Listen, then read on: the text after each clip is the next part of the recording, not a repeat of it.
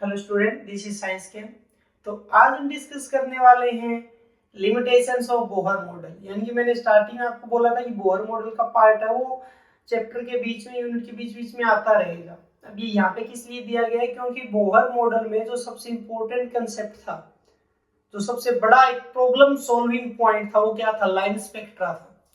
तो Bohr model से हमें लाइन स्पेक्ट्रा ऑफ हाइड्रोजन मिला, लेकिन उसके बावजूद भी कुछ लिमिटेशंस रह गए। वो क्या क्या थे वो अब हम देखते हैं। ठीक है, छोटा सा टॉपिक को कोई बड़ा नहीं आएगा। तो हेडिंग लगाइए, हम पढ़ने वाले हैं limitations of Bohr's model. Bohr model के हम लिमिटेशन देखने वाले हैं। ठीक है, देखिए अगर ये हाइड्रोजन पर अप्लाई हुआ, क्लियर, तो वही पॉइंट्स हम आगे लिखेंगे। It not explain the line spectra of multi electron atom. अब ये मल्टी इलेक्ट्रॉन एटम का मतलब है कि इलेक्ट्रॉन ग्रेटर देन वन। मतलब क्या हुआ? इलेक्ट्रॉन ग्रेटर देन, यानी कि हाइड्रोजन का लाइन स्पेक्ट्रा आता है क्योंकि हाइड्रोजन में सिर्फ वन इलेक्ट्रॉन होता है। लेकिन यही सेम कंसेप्ट है जब दूसरे एलिमेंट्स पर अप्लाई किया जाए, जैसे कि एग्जांपल के तौर पर, एग्जांपल जैसे कि हीलियम को देखा जाए या लिथियम को देखा जाए, तो यहाँ पे 2 इलेक्ट्रॉन होते हैं, यहाँ पे 3 इलेक्ट्रॉन होते हैं, तो यहां से लाइन स्पेक्ट्रा नहीं मिला। तो ये फिर लिमिटेशन बना कि 1 इलेक्ट्रॉन यानी कि हाइड्रोजन के लिए सही है, लेकिन अगर इलेक्ट्रॉन ग्रेटर देन 1 हो गया, एक से ज्यादा हो गया, यानी कि हीलियम और लिथियम के लाइन स्पेक्ट्रा नहीं आते। यानी कि ये किसके लिए है? Only for hydrogen like atom. Hydrogen like का मतलब क्या? Electron equal to 1। यानी कि क्या क्या हो जाए कि अगर मैं निकालूं तो हीलियम +1 में लो, लिथियम 2+ में लो। अब लिथियम 2+ का मतलब 3 है, तो 2 डोनेट हो गए तो 1 इलेक्ट्रॉन बचा। तो एक एक इलेक्ट्रॉन के लिए सही है। देखो, जो स्पेक्ट्रल सीरीज पढ़ा था, और स्पेक्ट्रल सिर्फ सिर्फ हाइड्रोजन के लिए नहीं था। स्पेक्ट्रल सीरीज में तो बहुत सारी पॉसिबिलिटी थी। स्पेक्ट्रल सीरीज में मेन पॉइंट क्या मिलता है कि ग्राउंड स्टेट N1 का वैल्यू 1 2 3 हर एक सीरीज में। लाइमन में वो 1 था, ठीक है। लाइमन के बाद बाल्मर में 2 था, पाश्चर में 3 था, ब्रैकेट में 4 था। तो वो तो सबके लिए था। क्लियर? ओके, तो ये बात ध्यान रखना कि हाइड्रोजन लाइक यानी हीलियम +1, तो एक इलेक्ट्रॉन चला गया तो एक बचा, यहाँ पे 2 चले गए तो एक बचा। तो हाइड्रोजन लाइक के लिए था।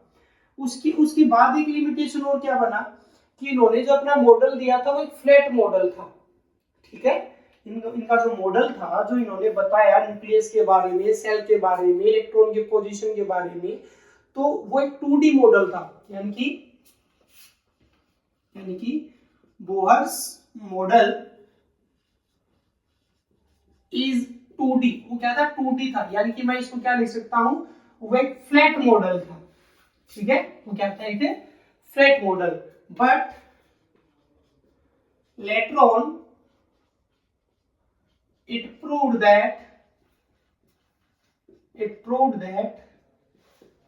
the atom structure is 3D। वो क्या है?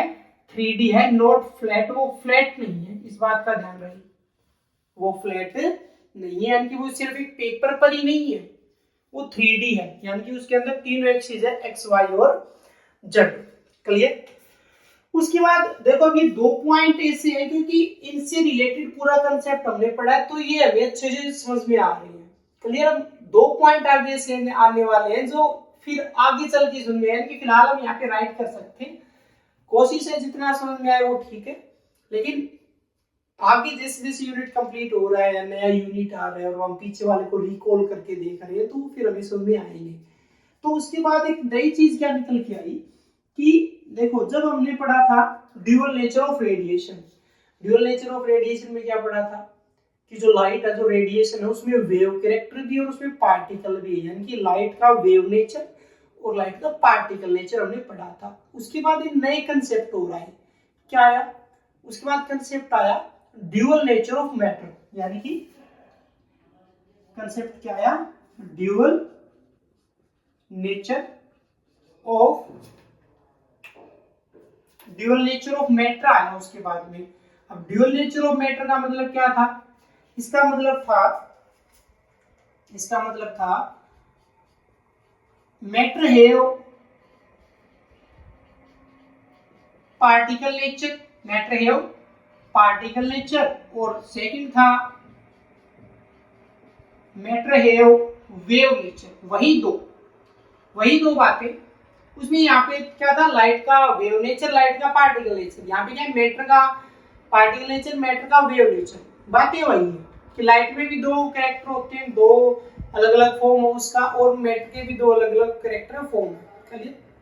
अब यहाँ पे देखिए कि अब ये यहाँ पे क्यों इसको लिमिटेशन में काउंट किया गया, ठीक है?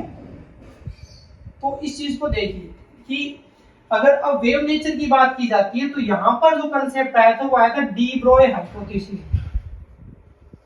क्या आया था? डी ब्रोय हाइपोथेसिस आया था यहाँ पे, क्लियर? और जो पार्टिकल नेचर है वहां पे आया था हाइजन प्रिंसिपल। क्या आया था? हाइजेनबर्ग प्रिंसिपल आया था। अब ये क्यों रिलेट किया गया? ये इसलिए रिलेट किया गया क्योंकि बोहर ने एक लगभग चीजें क्लियर की थी।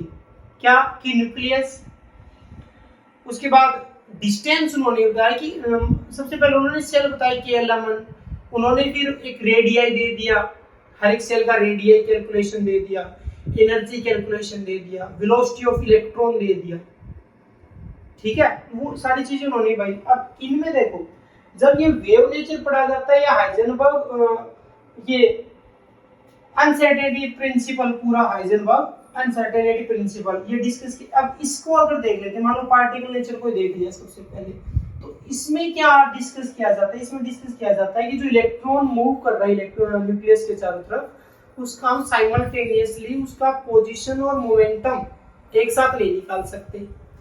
पोजीशन और मोमेंटम एक साथ नहीं निकाल सकते, ठीक है? और अगर आप दोनों को एक साथ निकालोगे तो किसी एक का वैल्यू वो गलत आएगा, यानी कि दोनों वैल्यू एक साथ करेक्ट नहीं हो सकते। मोमेंटम सही निकालोगे पोजीशन गलत हो जाएगा, पोजीशन सही निकालोगे मोमेंटम गलत हो जाएगा, क्लियर? तो ये चीजें थी, क्लियर? लेकिन बोहर के मॉडल में इस बात को कमी बना दी क्योंकि बोहर ने हर चीज को एक्सप्लेन किया था, यानी कि सेल के बारे में बताया, रेडियस के बारे में, पोजीशन ऑफ इलेक्ट्रॉन के बारे में। अब उनके अकॉर्डिंग तो सारी चीजें सही है, लेकिन जब ये बाद में नए कंसेप्ट आए तो ये नए कंसेप्ट है वो बोहर मॉडल के ऊपर नहीं अप्लाई हुए। तो ड्यूअल नेचर ऑफ मैटर में जो दो बातें हैं, हाइजेनबर्ग प्रिंसिपल, अनसर्टेनिटी प्रिंसिपल और डी ब्रोय हाइपोथेसिस, ये क्या है? Not explain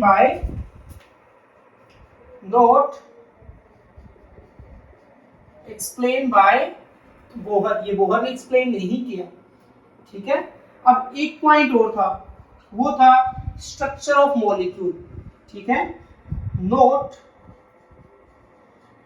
explain the structure of molecule. Bohr model में कहीं भी स्ट्रक्चर की बात नहीं थी, कहीं भी स्ट्रक्चर की बात नहीं थी। तो देखो ये पॉइंट ऐसे हैं। अब चलो, अब स्ट्रक्चर ऑफ मॉलिक्यूल है वो इस यूनिट का पार्ट नहीं है, वो आगे वाली यूनिट में डिस्कस करेंगे कि उसकी स्टार्टिंग कैसी है, तो बाद में हम उसको बोहर मॉडल से रिलेट करके देख सकते हैं। ये जो पॉइंट है, अब नेक्स्ट टॉपिक हमारी यही बनेगी। अब नेक्स्ट लेक्चर में हम डिस्कस करेंगे डी ब्रोय हाइपोथेसिस, हम यही से स्टार्टिंग करेंगे। तो ये पॉइंट जो है थर्ड, ये तो आपको इस यूनिट में समझ में आ जाएगा, लेकिन ये जो आगे वाला पॉइंट है ये हमें आगे देखना पड़ेगा। तो ये फिलहाल दो पॉइंट ऐसे हैं, फर्स्ट और सेकंड लिमिटेशन के, जो आप अच्छे तरीके से समझ पा रहे हो। तो ये लिमिटेशन के पॉइंट्स थे। अब हम नेक्स्ट लेक्चर में डिस्कस करने वाले हैं, हमारी स्टार्टिंग यही रहेगी dual nature of matter, clear? जिसमें हम सबसे पहले उठाएंगे डी ब्रोय हाइपोथेसिस। तो मिलते हैं नेक्स्ट लेक्चर।